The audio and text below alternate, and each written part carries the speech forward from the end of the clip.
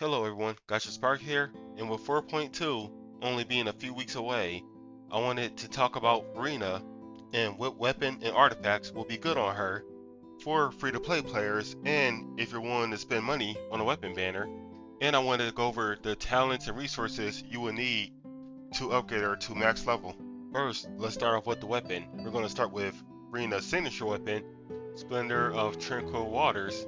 This is a very powerful weapon that has a substat of 88.2% crit damage. With a passive, when equipping character current HP increases or decreases elemental skill damage, Dale will be increased by 8% for 6 seconds. Max 3 stacks. This effect can be triggered once every 0.2 seconds when other party members' current HP increases or decreases. The equipping character max HP will be increased by 12% for 6 seconds. Max 2 stacks. This effect can be triggered once every 0.2 seconds and can be triggered even if the water is all filled.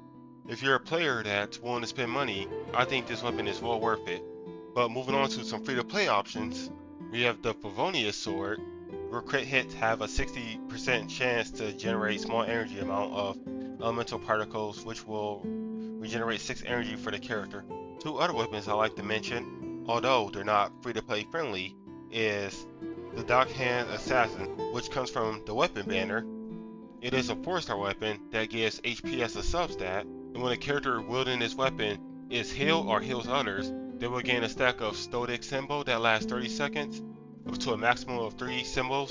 When using their elemental skill or burst, all symbols will be consumed, and the Rouse effect will be granted for 10 seconds for each symbol consumed, gain 40 elemental mastery, and 2 seconds after the effect occurs, 2 energy per symbol.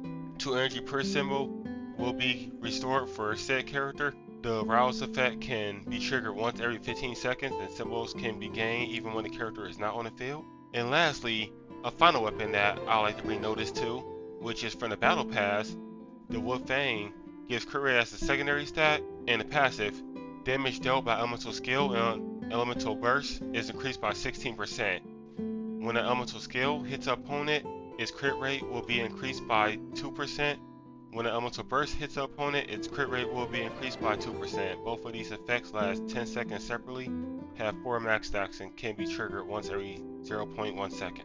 Moving on from weapons, 2 artifact sets I would like to bring attention to. One is the All-Field set, the Golden Troop set, which the 2-piece will increase elemental skill damage by 25%, and the 4-piece will give 25% bonus with additional 25% if the character is all-failed, totaling to a 75% increase to the skill damage, which will be massive if you plan to play her all-failed support. The other artifact set that will be very good for her, but you will have to go to C6 to make this work. This is more of an on-field DPS artifact set for Furina, and that is the Mirachu's Hunter.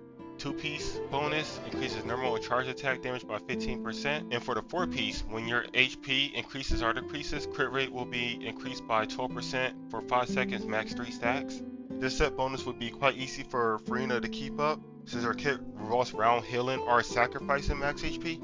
And for the Ascension materials, I will have them displayed on screen. You will need the usual shards for the element of the character, so you need the water shards for Furina. Next, you will need 18 Whooper Flower Nectar, 30 Shimmer Nectar, and 36 Energy Nectar. You will need 420k Mora, 168 Lake Light Lilies, and lastly 46 of the Boss Ascension materials. And for Furina's talents, you will need 9 Teachings of Justice, 63 Guide to Justice, and 114 Philosophies of Justice.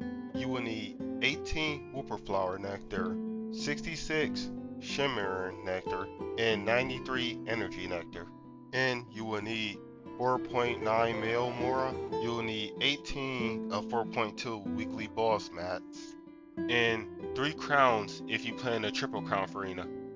Lastly, for her weapon, Splendor of Tranquil Waters, you will need 5 Durals of Pure Sacred Dewdrop. You need 14 Submation of Pure Sacred Dewdrop, 14 Spring of Pure Sacred Dewdrop, and 6 Essence of Pure Sacred Dewdrop. You also need 15 Transcenic Pearls, 23 Sancenic Chunks, and 27 Synchromatic Crystal. You'll also need 23 drops of tainted water, 27 scoops of tainted water, and 41 newborn tainted hydro phantasmal with 225k Mora. And that's it for everything I want to cover before 4.2 for Furina.